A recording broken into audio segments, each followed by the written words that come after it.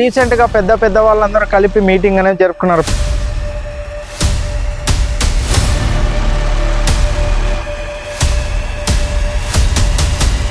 Budget అనేది ఏంది కాదు, మన భారత్ విస్తార్ ఏఐ ఫర్టిలైజర్ మీద గవర్నమెంట్ 1,70,000 కోట్లు రిలీజ్ చేసింది. అందరికీ నమస్కారం. మన రీసెంట్గా పెద్ద వాళ్ళందరూ కలిపి మీటింగ్ అనేది జరుపుకున్నారు. పెద్దవాళ్ళు ఎవరో కాదు, మన నరేంద్ర మోదీ, అమిత్ షా, నిర్మలా సీతారామన్ వీళ్ళందరూ కలిపి యూనియన్ బడ్జెట్ ఎలా రిలీజ్ చేయాలి, ఏదని ఖర్చు పెట్టాలి, ఏ రంగాలకు ఖర్చు పెట్టాలనేది వాళ్ళు ఒక డిసైడ్ అనేది చేసుకున్నారు. బడ్జెట్ అనేది ఏంది కాదు, మనం ట్యాక్స్ జిఎస్టీ కట్టింటాం కదా, ఆ డబ్బులు ఒక దగ్గర కూడబెట్టి ఏ వర్గాలకి ఏం చేయాలి, రానున్న 5 సంవత్సరాలు ఆ డబ్బుల్ని వాడుకొని ఏ రంగాలకి ఎంత పెట్టాలి, మన భారతదేశాన్ని ఎట్లా డెవలప్ చేయాలనేది, ఎంత ఖర్చు పెట్టాలనేది ఈ వీడియోల ద్వారా తెలుసుకుందాం. ముందుగా చూసుకున్నట్లయితే మన రైల్వే మీద ఫస్ట్ బడ్జెట్ రిలీజ్ చేశారు. సుమారుగా 2 లక్షల కోట్లు బడ్జెట్ని రిలీజ్ చేశారు. మన భారతదేశంలోనే హై స్పీడ్ ట్రైన్లు తెస్తున్నారు. నెక్స్ట్ చూసుకున్నట్లయితే మన వ్యవసాయ రంగంలో సుమారుగా 1,62,000 కోట్ల బడ్జెట్ పెడుతుంది. ఏ రంగాలకి ఎంత బడ్జెట్ పెడుతున్నది అనేది చూద్దాం. మొదటిది చూసుకున్నట్లయితే పిఎం కిసాన్ అనేది రైతు భరోసా. ప్రతి సంవత్సరం మనకి 3 విడతలు ఎలా పడుతుందో అలాగే పడుతుంది. చిన్న చేంజ్ ఏమంటే patta passbook, Aadhaar card, pan card link చేయబడాలి. లింక్ చేసుకోలేదనుకో డబ్బులు రావు. మీరు లింక్ చేసుకుంటేనే డబ్బులు పడతాయి. అయిన తర్వాత ఇబ్బంది పడకండి. మనం రెండవది చూసుకున్నట్లయితే మన ఫర్టిలైజర్, ఎరువులు వేస్తాం కదండి, అదే మన ఫర్టిలైజర్ మీద గవర్నమెంట్ 1,70,000 కోట్లు రిలీజ్ చేసింది. మన యూరియా కానీ, డిఏపి కానీ, 28 కానీ, ముఖ్యంగా యూరియా మన పోయిన సంవత్సరం అక్కడ సంవత్సరం కానీ సబ్సిడీ కింద సుమారుగా 2,000, 1,000 రూపాయలు పడేది. దాని మీద సబ్సిడీ తీసేస్తే 265, 300 పడుతుంది.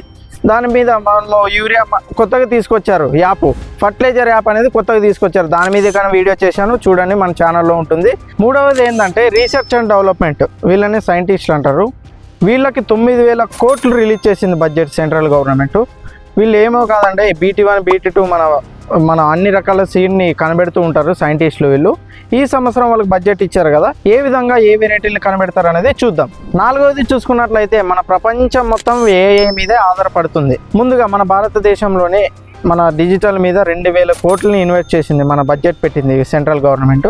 దాంట్లో భారత్ విస్తార్ ఏఐ మీద 150 కోట్లు పెట్టింది. మన వ్యవసాయ రంగంని ఏఐ మీద చూపించాలనుకుంటున్నారు.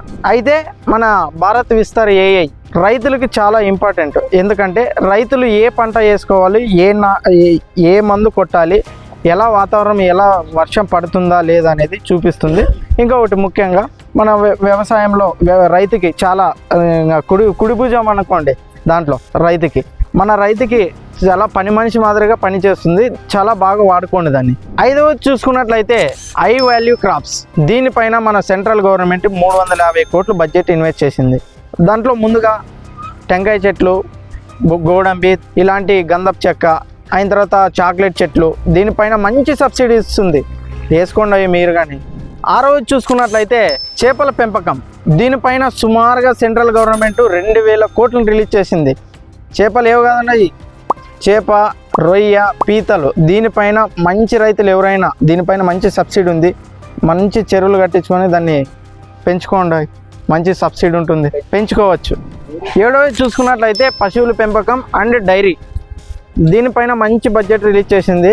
మీరు ఎవరైనా పాలు కానీ, పశువుల పెంపకం కానీ మంచి బడ్జెట్ సబ్సిడీ కింద ఉంటాయి, మీరు చేసుకోవచ్చు. ఎనిమిదవది చూసుకున్నట్లయితే నీటి జలాలు. దీనిపైన సెంట్రల్ గవర్నమెంట్ మన ఆంధ్రప్రదేశ్కి 9,000 కోట్లు రిలీజ్ చేసింది. దీంట్లో మనం చిన్న నదులు ఏర్పాటు చేసుకున్నట్లయితే ముఖ్యంగా పోలవరం ప్రాజెక్ట్ని పూర్తి చేయడానికి కానీ బడ్జెట్ రిలీజ్ చేసింది దీనిపైన. ఇంకా ఈ సంవత్సరం పోలవరం ప్రాజెక్టు రిపేర్ అయ్యేటట్టుగా ఉంది. ఇంకా కొత్తగా ఏవి కడుతున్నారు అనేది మనకి చూద్దాం. ఈ బడ్జెట్తో ఏం చేస్తారనేది కానీ చూద్దాం. ఇంతవరకు చూసుకున్నట్లయితే మన గవర్నమెంట్ సెంట్రల్ గవర్నమెంట్ ఇంకా చేయాలని భారతదేశానికి. మన భారతదేశంలోని పంటలు ఎక్కడ పండవు, మన ప్రపంచంలోనే ఎక్కడ పండవు. మన భారతదేశంలో పంటల్ని ఇంపోర్ట్ ఎక్స్పోర్ట్ చేయాలనుకుంటుంది. దీనిపైన కానీ బడ్జెట్ ఖండించింది. దీనివల్ల ఎవరైతే ఎక్స్పోర్ట్ చేయాలనుకున్నారో వాళ్ళకి మంచి ప్రాఫిట్ గానే ఉంటుంది. దీనివల్ల మనము ఏమైనా అమెరికా కానీ జపాన్ కానీ యూరోప్ కానీ దీనిపైన కానీ పంపించచ్చు, యూట్లకమైనా కానీ పంపించుకోవచ్చు. చూసినారు కదా, మా వీడియో నచ్చినట్లయితే లైక్ చేయండి, షేర్ చేయండి, మా ఛానల్ని సబ్స్క్రైబ్ చేసుకోండి.